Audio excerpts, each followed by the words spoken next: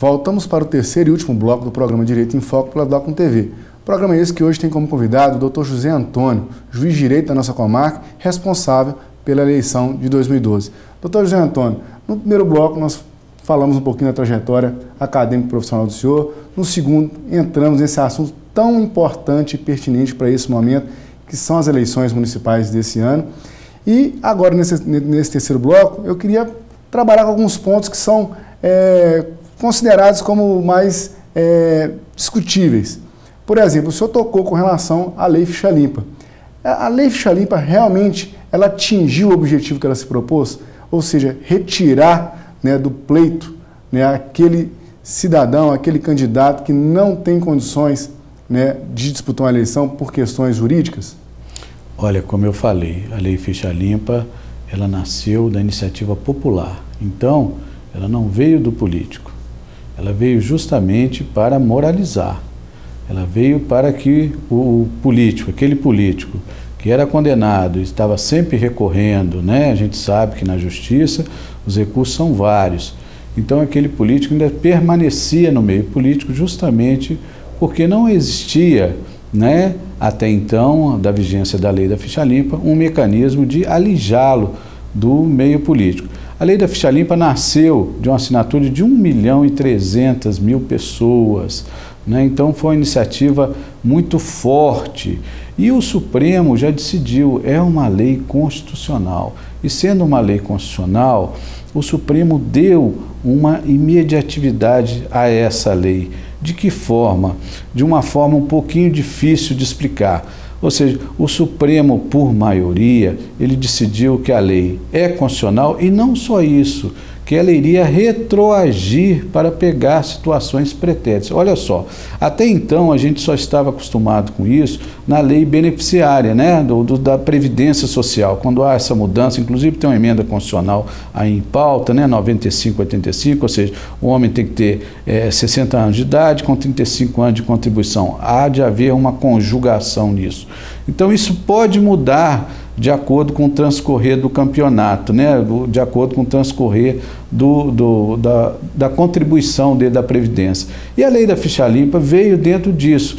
Isso recebe um nome feio, né? Isso é uma retroatividade inautêntica, outra retrospectividade, lá do Gomes Canotilho, aquele constitucionalista português. Então, baseado nisso, através do voto do ministro Luiz Fux, isso retornou, né? Ou seja, olha só a importância, professor Oscar. Primeiro que os crimes, a parte criminal, expandiu bastante o rol de tipo de crime que justamente aquele candidato que incidir no crime, ele vai ficar inelegível. Por exemplo, um crime contra o patrimônio, um simples furto, um simples estelionato. Veja bem, ele tem de cumprir a pena a partir do momento que ele foi condenado, transitou em julgado, ele passa a ter o direito dele político suspenso, né? Ele tem de pagar toda a pena para depois de que pagou toda a pena ainda fique inelegível por mais 8 anos.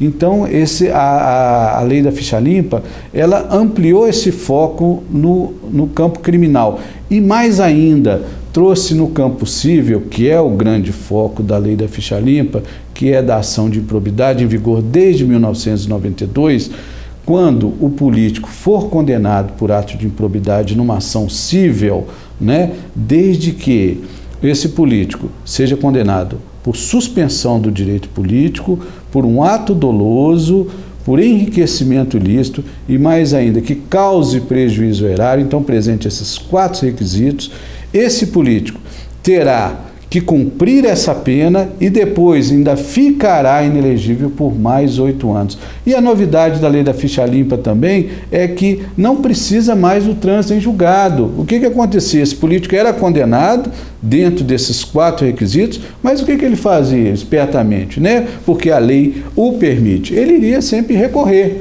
E uma vez recorrendo, a gente sabe as instâncias que tem. Nós temos a 2ª instância, nós temos a 3ª instância, que é o STJ, e temos a 4ª instância, que é o Supremo. Olha só, a partir do momento que ele recorreu, chegou à 2ª instância, e a 2ª instância confirmou àquela sentença condenatória do juiz, ele já fica inelegível. É a grande novidade da ficha limpa. Agora, infelizmente, né, nós temos um julgamento aí recente do próprio TSE de maio. O TSE julgando o caso concreto, né, após o Supremo já ter dito que a lei da ficha limpa se aplica a essa eleição municipal, a lei da ficha limpa retroage, mas o TSE veio e julgou um ato de inelegibilidade, uma condição de inelegibilidade, que não é uma sanção, julgou o seguinte, que não retroagiria.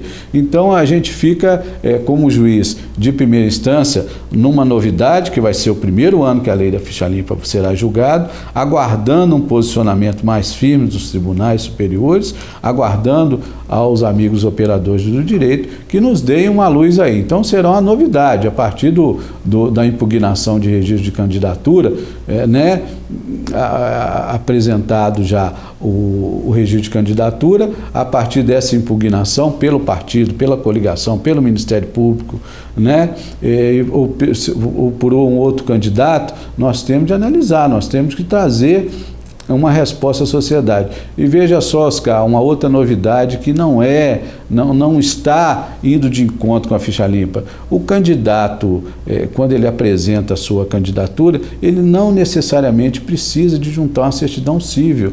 Então, como é que o outro candidato, como é que o Ministério Público, como é que a coligação, como é que o partido vai fazer esse controle? Né? Então, isso é importante a gente também. Tudo é novidade, mas é uma novidade que nós vamos enfrentar, veremos. E o senhor tocou num ponto interessante, que é justamente isso, essa dificuldade que às vezes impõe ao próprio judiciário. Por isso a participação do cidadão é importante, né? E diante dessa situação, eu queria que o senhor deixasse uma mensagem final para o nosso telespectador e apontando o seguinte caminho: o que ele deve procurar em um candidato? Olha, você é uma TV de cultura, é uma TV para a sociedade de Caratinga, da região. É uma TV que busca uma cidade melhor, uma comunidade melhor, desenvolvida. Então, justamente, a gente, para desenvolver, é através dos nossos representantes. Professor Oscar, nós precisamos demais dar o valor à eleição. É o momento onde a gente escolhe o nosso melhor representante. Depois, não adianta reclamar. Então, você, candidato, principalmente o estudante, o acadêmico do direito, né? A gente faz o convênio com a faculdade justamente para levar o acadêmico lá para a Justiça Eleitoral, para ajudar esse pleito, a esse exercício de cidadania. Porque a gente sabe, professor Oscar, o senhor como um excelente professor que é importante que o acadêmico, aquele que tem oportunidade de fazer um curso superior, também transmita isso, esse conhecimento à sociedade, aquela pessoa mais simples que realmente precisa, né, que a sociedade progrida para que ela possa progredir também. Então, essa mensagem que eu deixo, uma mensagem de otimismo, que juntos, certamente a gente, sabendo votar, escolhendo os nossos candidatos, a gente vai fazer uma Caratinga muito melhor, uma sociedade muito mais agradável. Doutor José Antônio, foi um prazer tê-lo aqui hoje. Com certeza o senhor trouxe informações relevantíssimas para a nossa sociedade e vai contribuir, não só, né, como juiz, mas também como cidadão, né, que o é e transmite esse exemplo de pessoa, né, que o senhor tanto é para a nossa sociedade, mas também para os nossos discentes, que sempre tem as portas abertas do fórum para poder apreender o conhecimento adequado. Muito obrigado, foi um prazer. Esse programa está de portas abertas para o novo encontro, para tratar de temas relevantíssimos como o de hoje. Tá? Muito obrigado, professor. O programa Direito em Foco pela DocTV se despede. Até o próximo encontro.